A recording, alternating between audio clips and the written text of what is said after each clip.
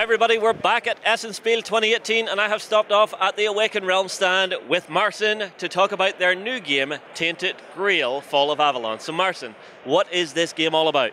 Hey guys.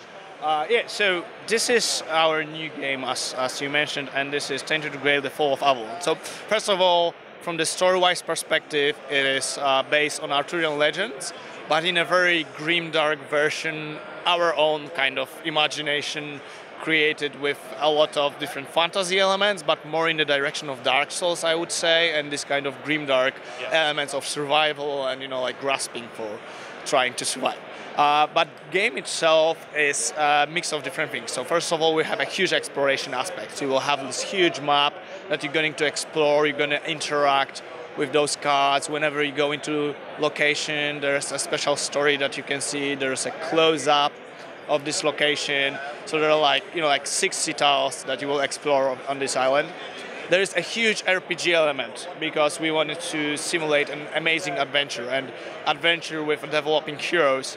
And as you can see, we have this hero booth that is double cardboards, and you can have like a lot of different things. You have your attributes, basic attributes, which we wanted to make more interesting than traditional ones. So you can be aggressive, courageous, practical, and those attributes will help you in combat.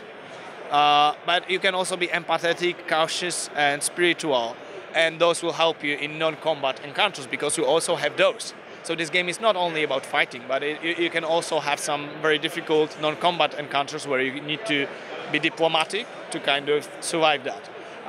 So you also gather food, wealth, reputation, magic, experience. You have a whole bunch of items that you can get during the gameplay, including some some special magic things, weapons, food, or we even have a donkey.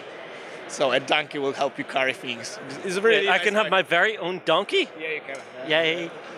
Good game, right? All right, so basically, how the game sets is actually, so this is Avalon. So this is Avalon, and 400 years ago, King Arthur with humans conquered this island. It was not set for humans. There were old, very ancient race living there. That is remainings of this race. This is those huge monuments. Basically, this island was not fit for humans because there were totally different conditions. There was the time flow different, everything was twisting itself. It was fluid, so it was not fit for human. But 400 years ago, King Arthur conquered the island, escaping from the plague that was in the mainland called the Red Death. And basically, we are now 400 years after that time. The menhirs, so those monuments who were protecting humans, making the environment safe, that were making the terrain around it safe for humans, are going dark. So they are starting to fade out.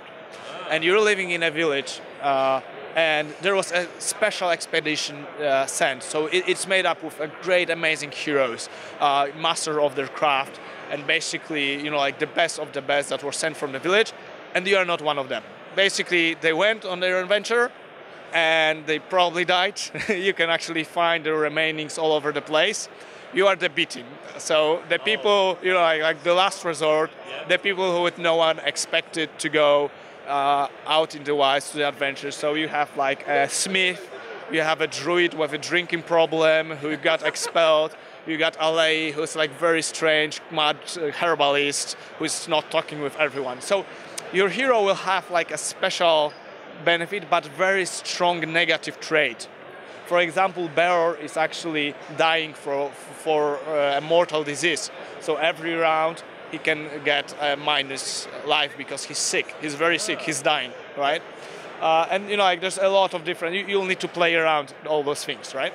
And basically, you are reaching to the woods. This letter this is a letter you got from the members of the first expedition, and it explains you basically why you need to go and what you need to do to find. Because the menhirs are going down and no one knows what's happening. So there's something wrong happening. And basically you will go around, try to explore those locations and try to get an idea what's happening and try to light up another monument. So the way the exploration works, during the day you will be moving, you will be able to do some small euro type of exchange for resources on every location. So like, for example, paying energy for experience or trading food for wealth. So this is not like a much story in that, but upon exploration of location, you'll get totally close-up art of what's happening there. You get some fluff text, and usually it will redirect you to the exploration journey. This is only for prototype, and this is only part of the Act 1. We will have 3 acts, and look how much is it. How many words are you sticking into the storyline in this game? We estimated 100,000 words, which is quite ridiculous, but it will make translation work very fun. Yeah, but basically, whenever you go into the location, you will have basically this story well, and then a lot of different choices of what you do there, how we follow. And I think the coolest thing about it, what was never done before, is that those locations interact with themselves very much. I will give you an example of this location. This is the Warriors Fair. And in this Warriors Fair, there's a mercenary that is binded by contract, but he don't want to be a mercenary anymore. Right. So basically you can buy him off. And if you will, he will thank you, he will give you a special item. But then if you will go to the Island Asylum, this is the place where there are sick people, you will see combat signs. If you will have this status, you have a special save sheet that tracks everything that you've done. Yeah. And if you will go there with a special status, it will tell you that there was this mercenary went there to free his girlfriend. Right. And killed a lot of people, and they escaped with their girlfriend. And they went to another village that is somewhere there, and they spread the disease because of that. Oh. So your actions have a long-lasting consequences. And not only in this act, because this is only Act 1. In-game, you will have 3 acts, and the second act will be 400 years in the future. Okay, now that's interesting. So what, will my map change depending on what I've decided to do? So basically you'll have all the same location, but totally different thing depending on what you will do. So perhaps if you will not do something here, this location can be totally destroyed because you were not able to save, for example, someone. And you also have a location that have like a time marker. So for example, there will be a temple somewhere there in the exploration, and you will need to set a time marker, and you will have a time marker that will count those days. So this temple will be under siege, and you will have 3 days to save it or leave it alone. And after 3 days, you will actually take the location card and put another one that will show the status that changed. So maybe this temple was destroyed. Yeah. Or maybe, like there was something else happening. So as you can see, you got tons and tons on different locations ready to be explored. Each of them has really awesome art, with Lady of the Lake, for example. And you will see the motifs from King Arthur Legends, but they will be always done in a way that are a bit different, right? Yeah. So yeah, as I told you, the second act is 400 years into the future. I will not spoil the third act, but it's a very nice surprise, to be honest. So another thing that I can show you, and is very unique about this game, I think this is one of the Krzysztof, the author of the game, one of the co-authors, actually made this system, and I'm really proud of it because it's amazing combat system and non-combat system. And I will show you how it works very quickly, but I think it's one of the smartest and most thematic type of combat systems. So each hero will actually have their own personalized deck of combat cards. Yeah. And during the game, you will be able to deck build it by spending experience. And basically, the way it works is that whenever you will get an encounter, and I can show you the encounter decks is also a lot of different creatures, and there will be a lot of art in the game. Let's just say like that. There's like around 700 cards, and most of them will have unique art. So wow. Okay. Well, I have to say the artwork so far is absolutely mind-blowingly gorgeous. Yeah, our art team is really nice, but very proud of it. But on the other hand, they know that they have like a full 3 acts to finish, so it's like a lot of work. So okay, so you will meet a lot of different things. So you can meet animals in the wild. You can meet some purple encounter deck, which is some magic creatures that are left from the old times, and you can find a gray deck, which is usually human, and all of them will act differently. So as you can see, this card have a value here. This one has a 7, and this means how much do you need to build to actually be able to defeat that monster. And you will draw from your combat your cards, And as you can see, there are special signs in here. This means the weakness of this creature. And basically, to, for example, start the combat in here, you need to find one common symbol that you will connect, and then you will start building the sequence. So this one actually is very nice because it doesn't do, like, it does 0 damage, but it opens up A lot of options. all the options. So this is actually holding ground. So it means like I'm preparing to counterattack. But every card, most of them have some special abilities in it. So some, for example, will work as long as they are first in the sequence. Some will work in the middle, or some will work in the back. Yeah. There are also some that we will need to pay a cost. So for example, if you're fighting a wild animal, you can discard 1 food to not get attacked 1 turn, because you're just like throwing food, so that is eating the food, and you have like 1 turn of peace. I like it. So basically, as you can see here, this creature does different things depending on how strong your sequence is. So it's 0 to 1, it does 2 damage. If it's 2 to 3, it does 2 damage and counter second card. So if I would have a card here, in the turn of the monster, it would discard this card. And if I will have an uncompleted sequence, those cards doesn't work, and I need to fill it back somehow. I see. So it's very dangerous to have cards countered. So it's very strategic because you need to kind of play around those different values. Because right now, let's say I have value 3, so I've got value 3. This creature will do 2 damage and counter the second card. Yeah. So I don't really want that. So I would like to wait 1 more turn to actually get to the 4, because then I will get only 1 damage. Yeah. And basically, the fight is finished whenever I get to 7. So I need to build a sequence as large as possible and try not to get my things counter, and try not to get hit too much, because like it's very, very hard. And will each player be feeding into this at the same time, or is it rounds of combat where you'll feed in a sequence, then I'll feed in a sequence? It's actually, you can play it solo obviously, but in a cooperative game, we are both building the same sequence. So we're trying to, like talk around, maybe discard this card, you will draw a better one next turn, let's not play it, or I will play this one so you can open up the sequence. There's a lot of thinking, and every combat is a puzzle, especially that those things will do a lot of different things thematically. So for example, white animals, when they are heavily wounded, they will run away. And you might not want that, because you want to defeat it for the prize. So you will need to like wait and then strike a final blow so that you can go above this value, right? There are some purple encounters that actually do magical things to you. There are humans that actually will steal from you wealth. So like it's very thematic, and also your actions are very thematic, because you can have, like, for example, a risky blow, and this means that you're basically throwing a dice, throwing a coin, and it can be either very good for you, it will add you 3 strength, or very bad and you get 2 additional wounds. So you need to, like, this is a lot of risk management. And as I said, you can modify this deck. Once you modify this deck, it's much, much more powerful. You get special things, and you can also get items that help you, passive abilities. So whenever you will increase one of the statistics above 2, but it's pricey, you do it like this. So you get first statistics, but each statistics have a special... Yeah, you get abilities on them. Passive ability, but you always, like you have 2, and you need to choose one, and you can do it only one way. I see. Yeah. So this was the combat, and there is also a non-combat encounters, which basically works like a mini quest. So I will show you. Yeah, this is, for example, a good example. This is temptation.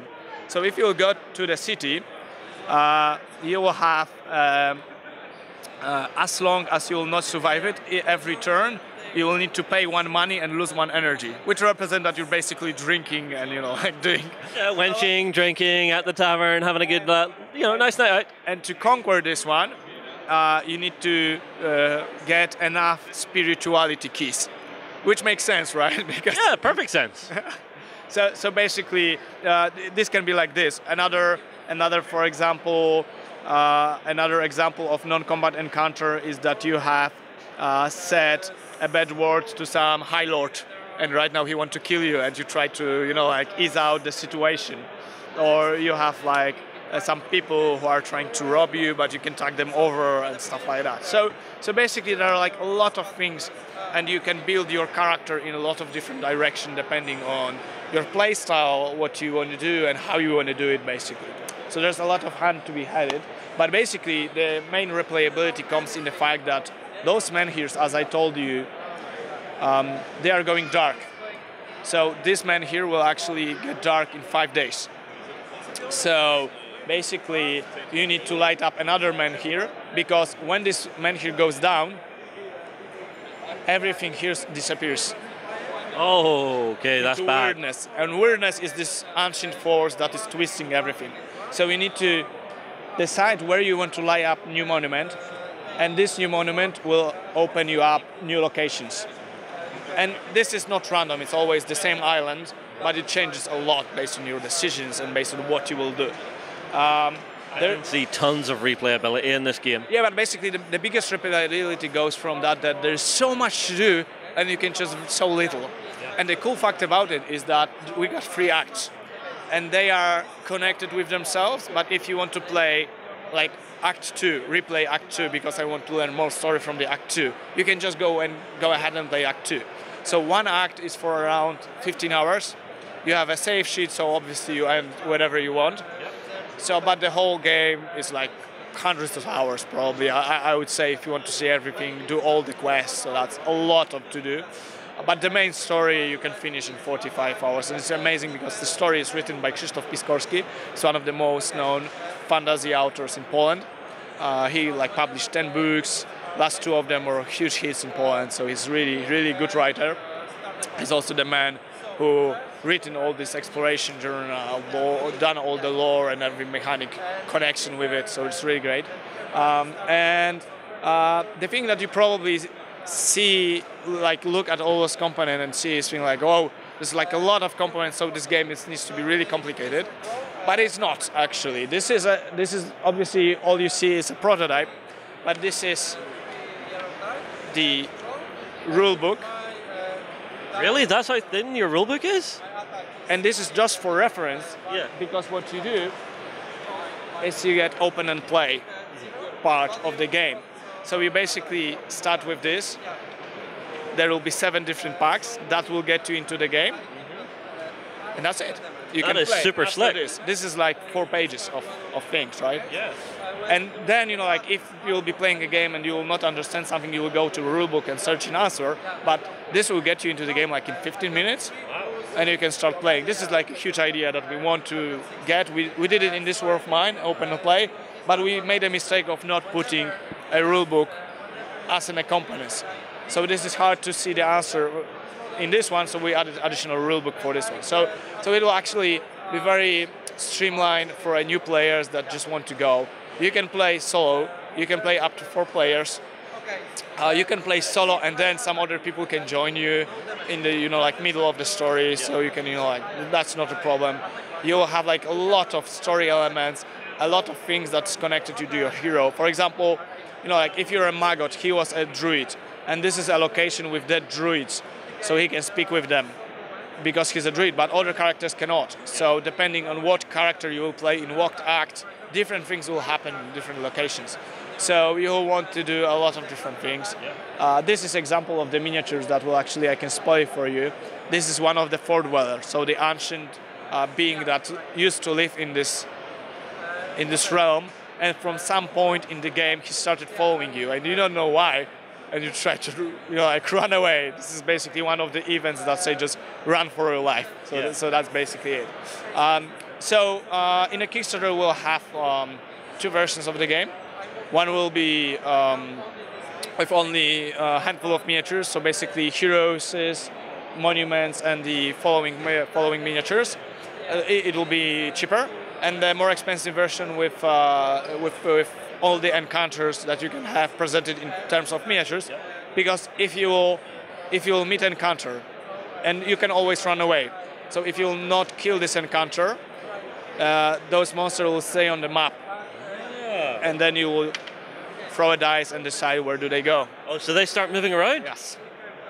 Okay, now that's clever. Instead of just having a static encounter, having minions and stuff just running all over the board, messing with your day whenever you're just going, no, I want to go to the Forlorn Swords, I want to get some items, but there's a minion there and I don't want to have to fight it. Yeah. And basically, the cool thing, this is actually worked very well in the co-op game, because in the solo game it's not that much use, but in a co-op game you need to group up, for example, in 3, because one person cannot defeat this guy, so you need to go as a party, try to deal with them, and then you want to split up to, you know, like get more resources, get more stuff discovered, talk around strategies, and you know, like as long as you're as a party, you can share all your resources. So, for example, if Maggot won't need to pay for a combat card with food, but he don't have any food, Alai can lend him this food. Yeah. So, you know, like it's a lot of different cooperation mechanisms that's happening. And also those statistics and all those attributes are used in the exploration journal. So they will test all your attributes, and they are, you know, like they are not only positive. For example, if you're very aggressive, you're great in combat, because aggression helps you in combat. But if you go to a city and someone will annoy you, you will attack him because you're very aggressive. Yeah. So it have, you know, like ups and downs. So if you will go only in one direction, that's good, but then you will have a drawback. So you need to balance your party pretty well so that one person will help you with non-combat encounters, another person will help you with combat encounters, and you will have all those different balanced things, right? So, yeah. Now, important question. Do we have a rough ETA on when the Kickstarter is going to be launching? Yeah, so basically, we're thinking the end of this year or beginning of the next one. So that's actually, we were waiting for the feedback on Essen, to be honest, because this is the first time we're showing you. You're one of the first one who actually sees the game in the prototype. And we were kind of waiting for feedback. So far, it's really great. It looks fabulous to me. It looks like a really nice RPG tabletop game where you can actually go and explore. One thing I hate whenever you're doing a proper RPG, the DM has to sort of keep you all in the same location, because otherwise it gets too confusing for him. This lets you do the one thing that you never want to do. You can split the party. Yeah, exactly. But, all right. you know, the cool thing about it is the Menhir Monument. So basically, we didn't want it that you will have like a whole map taking up. So this limits your location only to 9 on the table. Oh, and okay, you can have like maximum of 2 Menhirs fired up at the same time. So you'll have like maximum of like 12, 14 tiles at the same time. But you'll need to, you know, like, but the map is much bigger than that. So you have like only 9 pieces of information right now. Yeah. Because managing 60 would be way too many. Yeah.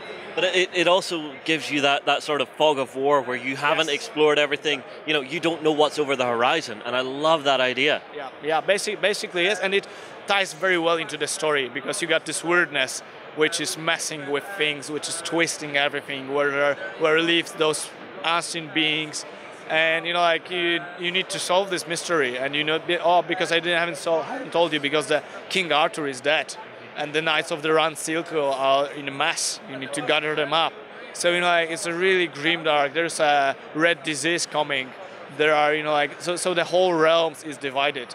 And you are trying to rescue those people in any way you can. So there's like a lot of different things. And one thing I didn't told you about the exploration, they're like, I could talk about this game for hours and hours. I'm sure. So I'm doing you the most important things, but where you end up your exploration also matters, because there